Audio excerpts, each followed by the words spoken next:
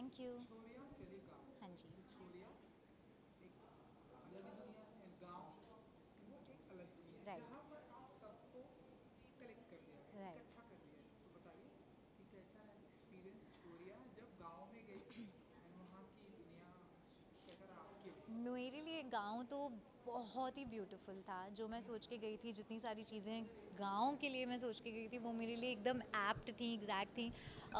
In fact ज़्यादा ही मिला है मुझे गांव में, क्योंकि बहुत प्यार मिला है।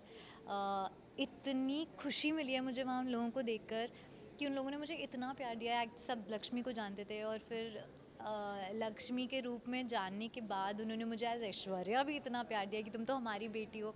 जिनके घर पे मैं रुकी थी, वो आंटी ने हमसे कहा था कि अब मेरी 5 बेटियां हो गई हैं, कि उनकी 3 बेटियां थी और हम 2 लोग आए थे। और तो इस लेवल, इस अमाउंट का प्यार देते हैं गांव वाले, उनके दिल इतने बड़े होते हैं। तो मेरे लिए गांव का एक्सपीरियंस तो बहुत ही अमेजिंग रहा है। सो और क्या क्या वहाँ पर आपने सबसे ऐसा मेमोरी ऐसी कौन सी रही जो लाइफ टाइम में आपके साथ रहेगी? क्योंकि गांव में था, कुछ लोगों ने तो बताया कि उपले बनाया हाँ जी। गोबर से। हाँ जी। आप बताइए आपको क्या लगता है? मैं मेरे लिए जो सबसे स्पेशल मेमोरी है वो है जन्माष्टमी की मेमोरी, क्योंकि मैं हमेशा अपने घर पे जन्माष्टमी सेलिब्रेट करती थी। और अम, मेरे लिए बहुत, मेरा फेवरेट फेस्टिवल है जन्म, मैं कृष्ण जी में बहुत मानती हूँ।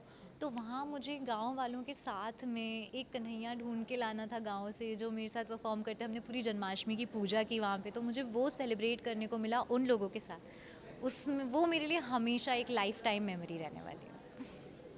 एंड खाना बनाया आपने वहाँ पे? मैंने पोहा बनाया वहाँ पे चूल्हे पे। चूल्हे हाँ जी। पे लकड़ी लगा के? लकड़ी लगा के, जला के, फूंक मार के सब कुछ किया, और फिर चूल्हे पे पोहा बनाया। धुआं? हाँ, दिक्कत हो, बहुत दिक्कत होती है। पता नहीं वो लोग कैसे करते हैं। आई थिंक आदत डायरेक्शन पड़ का भी, जाती हाँ, उनको आदत है। और वो उन्होंने मुझे बोला, आंटी ने, कि आप गलत जगह बैठे हो, आप यहाँ बैठो। तो फिर तो हेल्प कर करके उन्होंने सिखाया कैसे क्या करते हैं। बट बहुत डिफ़िकल्ट होता है गैस। अब सब कुछ बहुत इजी हो गया है, वहाँ सब लोग बहुत ओवर मेहनत करते हैं। है। गोबर से उपले वाला एक्सपीरियंस अगर आप कुछ बता सकें, आपने बनाया? हाँ, एक टाइम के बाद वहाँ रहते रहते गोबर मिट्टी जैसा लगने लग गया था हमें, क्योंकि हमारा रोज़ का काम हो गया था। हम बॉम्बे में घूमते हैं, कभी हमारे पैर में कुछ लग जाता है, गोबर लग जाता है, तो हम इतने यक हो जाते हैं उसकी वजह से। बट आई थिंक गाँव में हमारे लिए गोबर मिट्टी जैसा था, क्योंकि वहाँ सभी कर रहे हैं, वहाँ सब हाथ से उठा के सफाई कर रहे हैं, उसके बड़े बड़े पहाड़ बना रहे हैं, क्योंकि उन्हें पेस्टिसाइड बनाना है, बहुत सारी चीज़ें मतलब वो लोग करते हैं गोबर से। तो अ, वहाँ हमें भी ऐसे ही उन्होंने फ़ील की, क्या हुआ, उठा लो, धो लेना, हाथ धो लेना, क्या हो गया। तो वो एकदम नेचुरल चीज़ हो गई थी, जैसे कि हमें आदत है इस चीज़ की। अब आई थिंक बॉम्बे आके वापस नहीं हो सकता वो कभी, लेकिन गांव में तो वो हमारे ऐसा कि हाँ, हमें तो बचपन से आता है गोबर उठाना। सो मुंबई की लाइफ एंड ये जो गांव की लाइफ जो आप सारी छोरियां फेस करके आई हैं, जी। जो अभी भी कर रही हैं, मतलब डिफरेंट कितना रहा, कितना डिफाइन कर सकते हैं कैसे थोड़े से? पूरा ही डिफरेंट है, पूरी ही लाइफ डिफरेंट है, आपकी पूरी लाइफस्टाइल चेंज हो जाती है। आप, आई थिंक यहाँ पर आपको हर चीज़ ऑन अ प्लेटर मिल रही है। आप, नो डाउट कि मेहनत में कोई कमी नहीं है यहाँ पर भी। जो भी छोरियाँ आई थिंक गई हैं, सब बहुत मेहनत करके अपने करियर में वहाँ तक पहुँची हैं जहाँ आज वो लोग हैं। लेकिन गांव की मेहनत और शहर की मेहनत में बहुत डिफरेंस हो गया, क्योंकि एक टाइम के बाद जब आप उस पोजीशन पे पहुँच जाते हो, आपको बहुत सारी चीज़ें ऑन अ प्लेटर मिलने लग जाती हैं।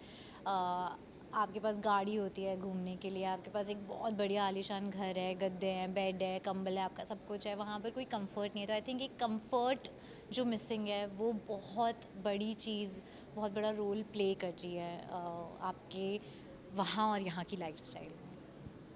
सो आपसे बात करके ऐसा लग रहा है कि जितने भी दिन आप उस गांव में थे बहुत ही कंफर्ट तरीके से थे, बहुत ही अच्छे तरीके से थे। हाँ जी। लेकिन सवाल बहुत। ये है कि हाँ हाँ जी। जी, पहले तो आप बोलिए फिर मैं मैं बताऊँ। कंफर्टेबल नहीं थी उस गांव में, लेकिन मैं बहुत खुश थी, क्योंकि गांव वालों ने मुझे बहुत प्यार दिया है। सो छोड़ा क्यों आपने बहुत जल्दी? कोई अ, रीज़न कुछ हाँ, उस और भी था आपकी लाइफ में? सबसे बड़ा रीज़न मेरी हेल्थ थी एक्चुअली, मेरा शो छोड़ने का। क्योंकि एक हफ्ते के बाद मैं बहुत बीमार पड़ने लगी। तो जो सेकंड वीक मेरा था, वो मेरा पूरा बीमारी में ही निकला है। तो सेकंड वीक में जितने भी टास्क्स हुए हैं, जो भी आपने मुझे टास्क परफॉर्म करते हुए देखा है, उसमें सब में मैं बुखार में थी। तो मैं बस अपने आप को पुश कर रही थी, और एक पॉइंट ऐसा आया जब वो एक ब्रेकिंग पॉइंट होता है, और उसके बाद आई थिंक कबड्डी का वो एक ऐसा टास्क था जहाँ मेंटल प्रेशर और मेरी फिज़िकल एग्जॉशन इतना ज़्यादा हो गया कि I would could not able to take it. तो तब मैंने ये डिसीजन लिया कि आई थिंक अब health comes first and I have to think about myself, क्योंकि मुझे आगे भी बहुत काम करना है। But it's a damn difficult show. तो आपको मेंटली और फिज़िकली बहुत प्रिपेयर होना पड़ेगा। It's a challenge.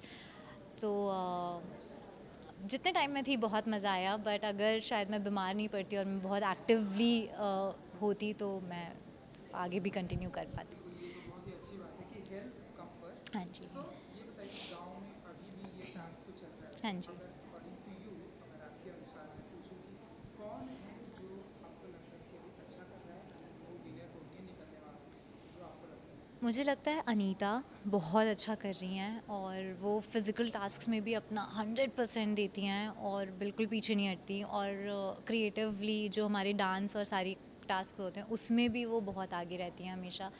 She is a very creative person, ये मैं देखा है। कुछ भी ऐसे यूनिक आइडियाज़ होते हैं, जैसे कि हमारा एक इंडिपेंडेंस डे का एक परीक्षा थी जिसमें हमें बच्चों को फैंसी ड्रेस कंपटीशन में पार्ट करवाना था। एक सॉरी, यहाँ कुछ लगा है, कुछ बाल है।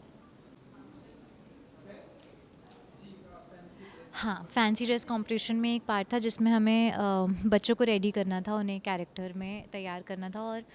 और अनीता ये आइडिया लेकर आई कि हम उसमें हमारे शो का भी कुछ डालते हैं, तो वो बहुत अलग एक चीज़ होगी। तो आई थिंक वो छोटे छोटे जो आइडियाज़ होते हैं जो अनीता लाती हैं, वो आपके जो जो भी आपको चैलेंज मिला होता है, जो भी आपको परीक्षा मिली होती है, उसे बहुत एक स्टेप ऊपर कर देता है। तो I think she is a very creative person also.